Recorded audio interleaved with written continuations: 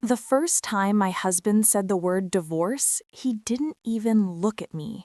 He was standing by the kitchen counter, scrolling through his phone like he was checking the weather, not ending a 10-year marriage. I remember the sound of the coffee machine still running, the faint drip, drip, drip filling the silence that followed his words. "I think I want a divorce," he said. Just like that.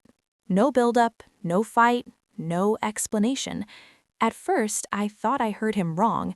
I laughed, an awkward, confused laugh that didn't belong in that moment. "What?" He finally looked up, but his face was blank. Calm. Too calm. "I've been thinking about it for a while," he added. "It's just not working anymore." Not working anymore. Like we were a broken appliance, like 10 years of shared life, late-night talks, inside jokes, and plans for the future could be summed up like that. I turned off the coffee machine, mostly because I needed something to do with my hands. My heart was pounding so hard I could feel it in my throat. "Where is this coming from?" I asked. He shrugged. Shrugged. "I've changed, you've changed, we're not the same people." That part was true, of course we weren't. No one stays the same after 10 years, but I thought we had grown together, not apart. Apparently, I was the only one who believed that. "So that's it?" I said quietly. "You just decided this on your own?" "I didn't just decide," he replied, a little defensive now. "I've been unhappy for a long time." I felt something twist inside me. "And you didn't think to tell me?" He didn't answer that. Instead, he went back to his phone like the conversation was already over. That's when I realized something that hurt even more than the word divorce. He had already moved on emotionally. I was the last one to find out. A long silence stretched between us, the kind that feels heavy, like the air itself is pressing down on you. "What happens now?" I asked, my voice barely steady. He sighed, like this was an inconvenience. "I've already spoken to a lawyer." Of course he had. He continued reading from his phone. "Her name is Daniel Harper. You should reach out to him so we can start the process." I stared at him.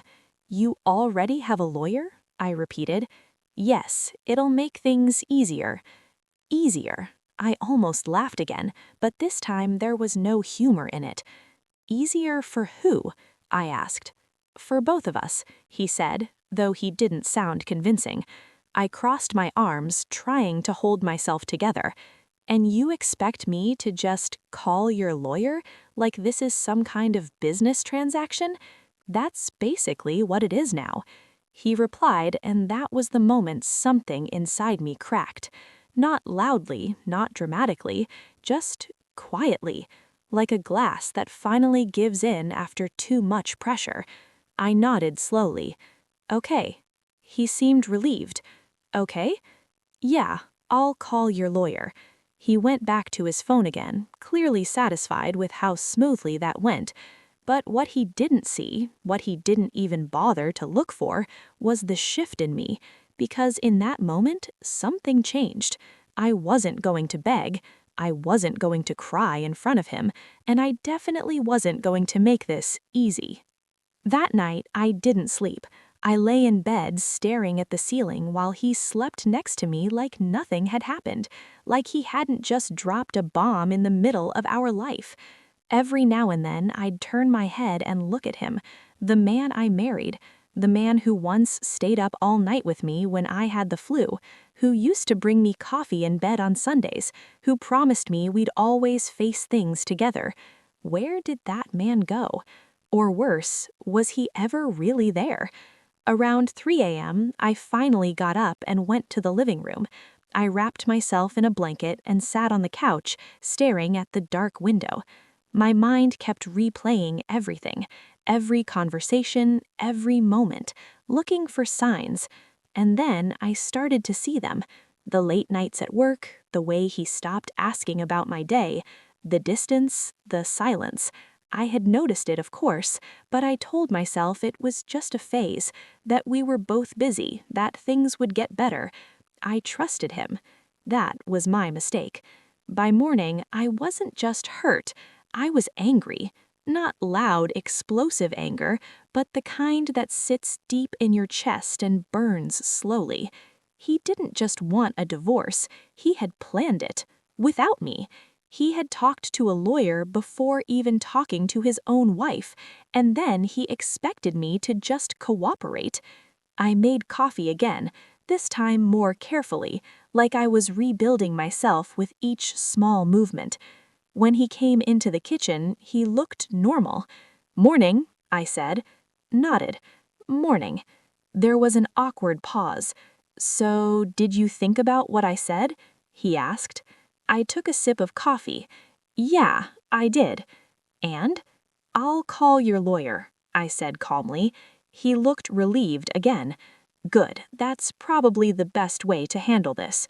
I almost laughed again, but this time there was no humor in it. He had no idea. That afternoon, I sat at the dining table with my phone in my hand. Daniel Harper. His lawyer. I stared at the name for a long time.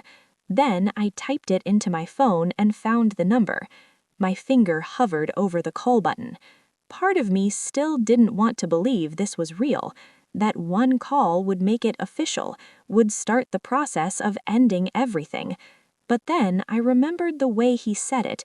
Cold, distant, final. And something inside me hardened again. I pressed call. The phone rang twice before someone picked up. "Law office of Daniel Harper, how can I help you?" I took a deep breath. "Hi, my name is..." I paused for a second, realizing something strange. For the first time in years, I wasn't sure what my name meant anymore. Not as her wife, not as part of us, just me. I swallowed. "My name is Sarah Mitchell," I said finally. "My husband told me to contact you." There was a brief pause on the other end. "Ah," the receptionist said. "Yes, we were expecting your call." Of course they were. "Mr. Harper is available. I'll transfer you." A click. Then another voice came on. "Daniel Harper speaking." I straightened up slightly, even though he couldn't see me. "Hi, this is Sarah Mitchell. My husband..." "Yes," he interrupted gently. "I've been informed. I'm glad you called." "Glad?" I bit back the response that wanted to come out. He continued, "I'd like to schedule a meeting. We can go over everything and make sure the process is as straightforward as possible." Straightforward. Another word that didn't match what I was feeling. "Actually," I said slowly, "before we schedule anything, I have a few questions."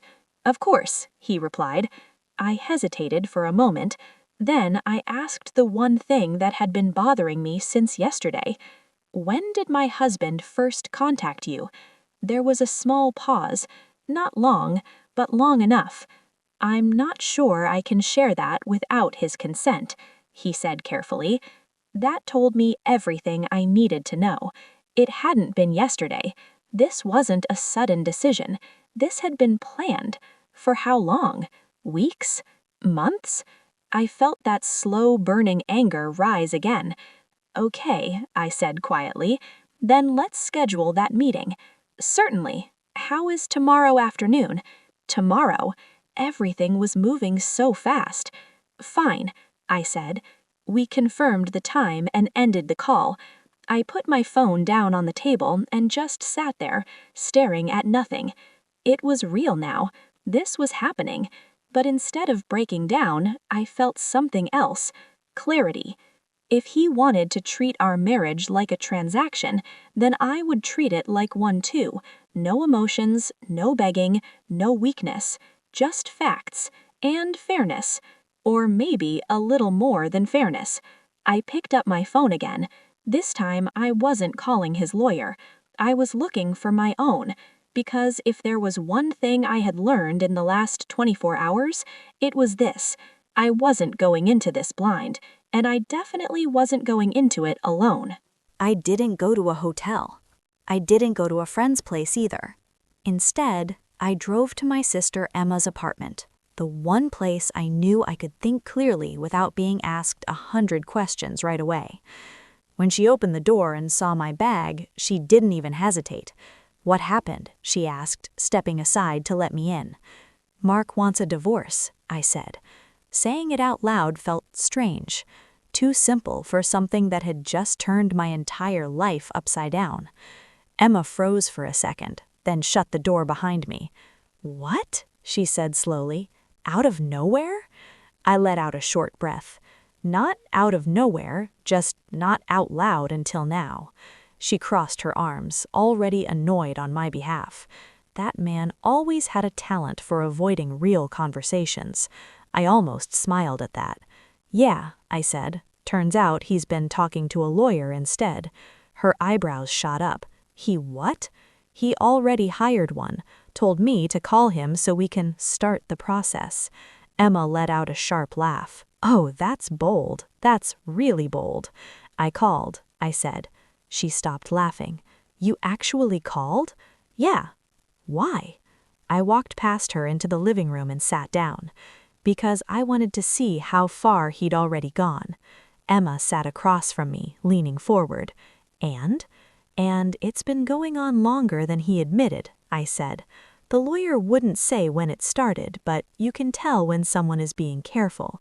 Emma shook her head. "Unbelievable." There was a pause. Then she looked at me more closely. "You're not crying," she said. I shrugged. "I did that already, in my head, last night." "And now?" "Now I'm thinking." Emma smiled slightly. "That's when you're the most dangerous." That made me laugh, really laugh, for the first time since everything happened.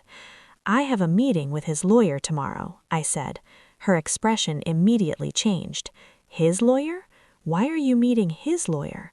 "Because I want to hear exactly what Mark thinks this is going to look like." Emma leaned back, clearly not convinced. "You know he's not on your side, right?" "I know," I said. "That's why I'm also getting my own." Now she nodded. "Good. That's very good." I looked down at my hands for a moment. "I don't think Mark realizes what he started," I said quietly. Emma tilted her head. "What do you mean?"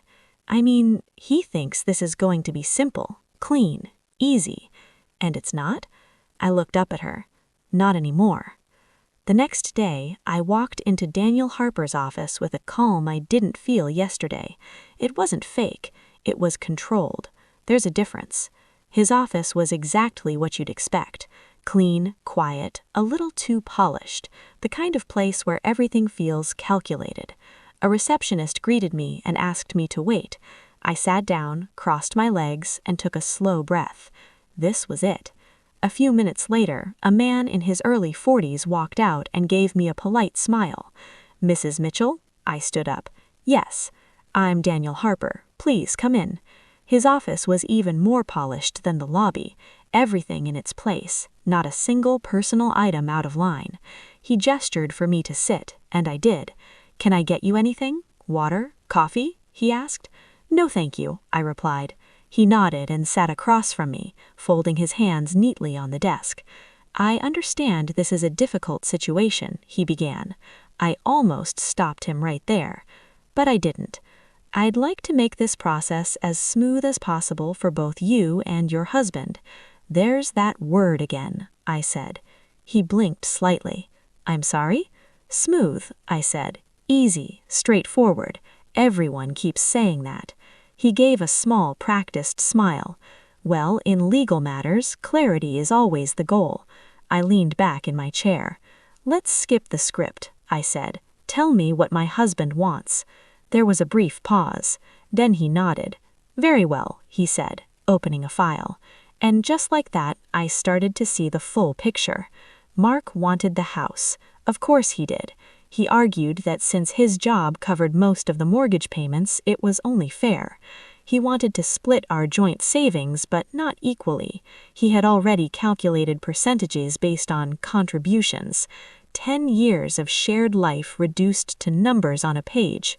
He's also suggesting a quick settlement to avoid prolonged legal proceedings, he added. I let out a quiet breath. A quick settlement? I repeated. Yes, he said. It would save time, money, and emotional stress. For him, that part didn't need to be said out loud. I looked at the papers in front of me. It was all so clean.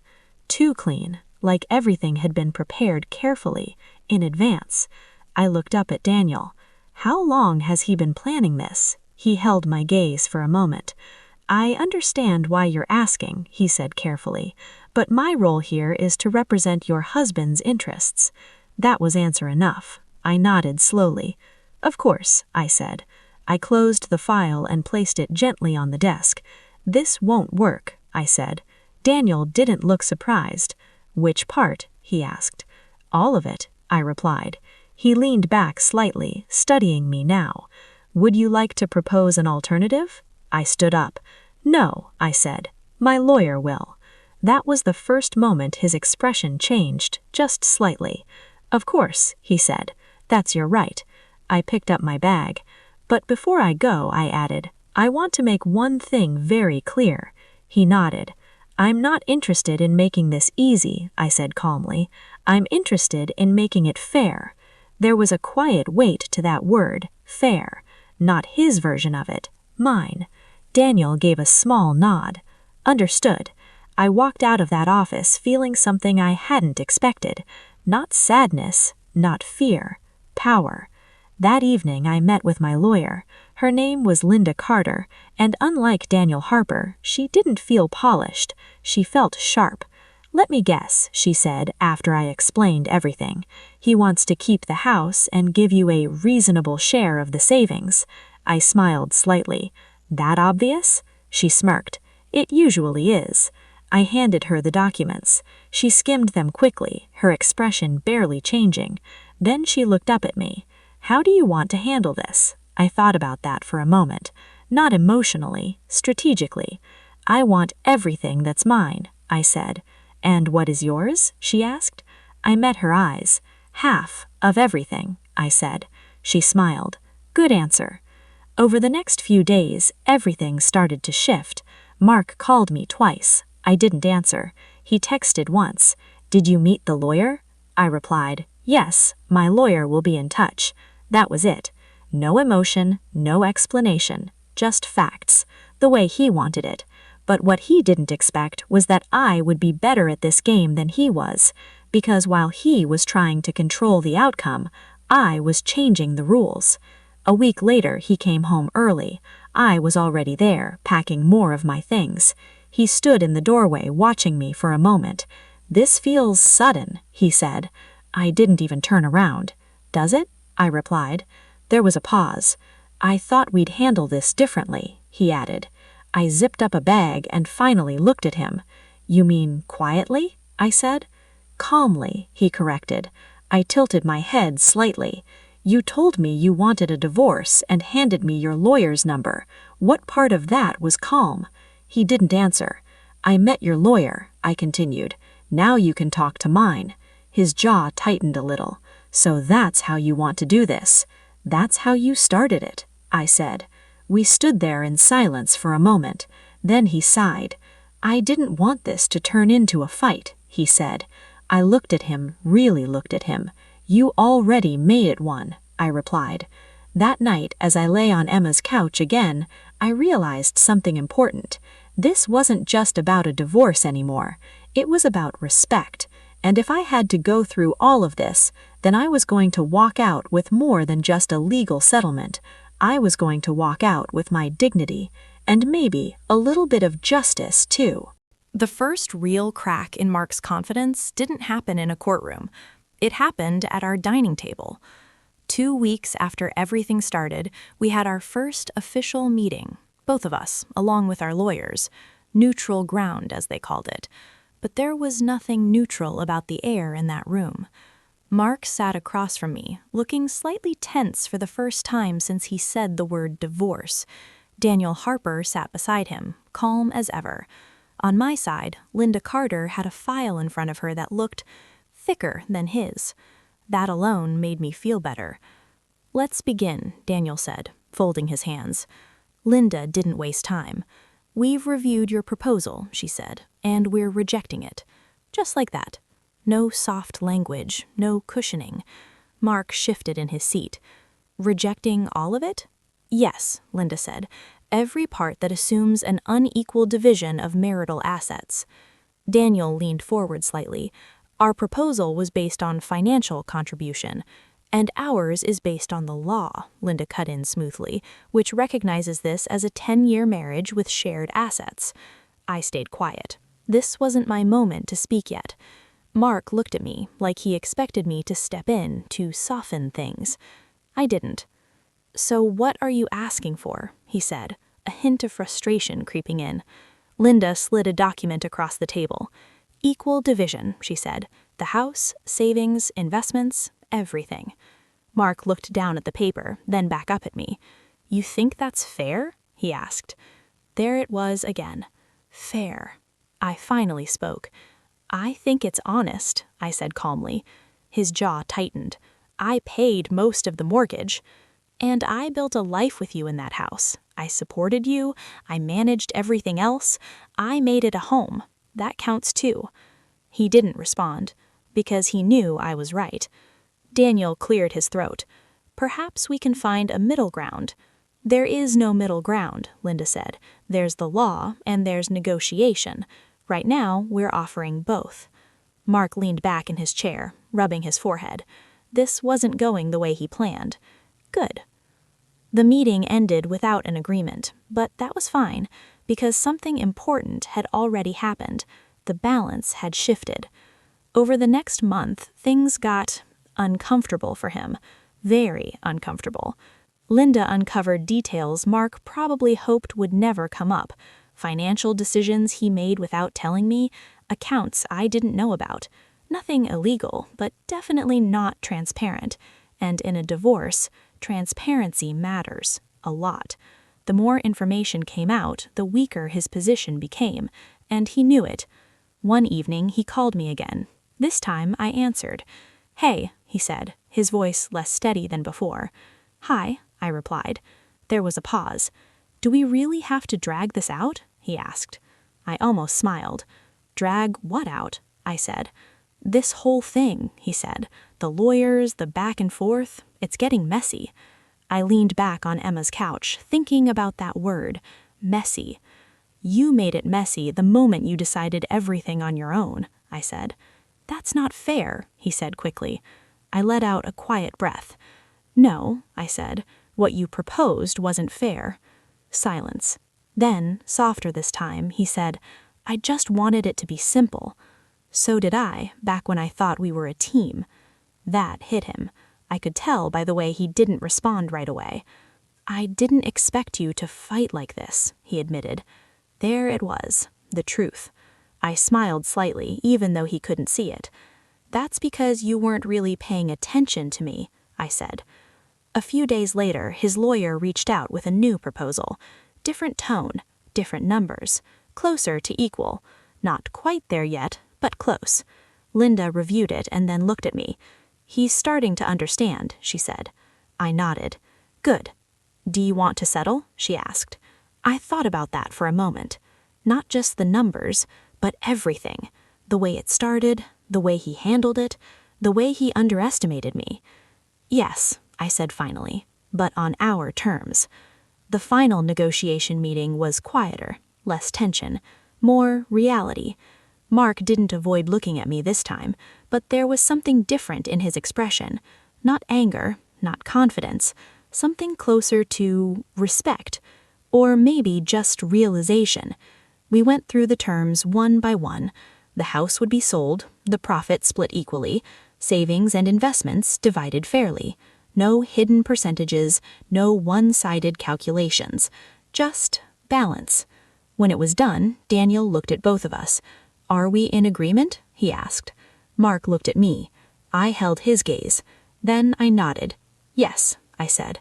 He hesitated for a second, then nodded too. Yeah, he said quietly. And just like that, it was over. A week later, I went back to the house one last time. Not to stay, just to close that chapter. Most of my things were already gone. The rooms felt empty, echoing. like the life we built had already faded out. Mark was there when I arrived. He stood in the living room, hands in his pockets. "Hey," he said. "Hey," I replied. There was a long silence. "I didn't think it would end like this," he said. I looked around the room. "Neither did I said. Another pause. Then he said something I didn't expect. "I'm sorry." I turned to look at him. "For what?" I asked. He shrugged slightly. "For how I handled it. For not talking to you first. For making it feel like a business deal." I studied his face. He meant it, but it didn't change anything. "I appreciate that," I said, "but you can't plan an exit from someone's life and expect it to feel kind." He nodded slowly. "Yeah," he said, "I get that now." I picked up the last box. As I walked toward the door, he spoke again. "You handled this better than I expected." I paused. Then I turned back to him. "That's because you never really saw me clearly. Not angry, not bitter, just honest." Then I walked out. A few months later, I was in a new apartment. Smaller, quieter, but mine, completely mine. No shared decisions, no hidden plans, no surprises, just peace. One morning, I sat by the window with a cup of coffee, watching the sunlight come in, and for the first time in a long time, I felt light. Not because everything was perfect, but because I got through it. Stronger, clearer, wiser. He told me to speak to his lawyer, so I did, and in the end, that was the best thing he ever told me to do, because it forced me to find my voice again, and once I did, I never gave it back.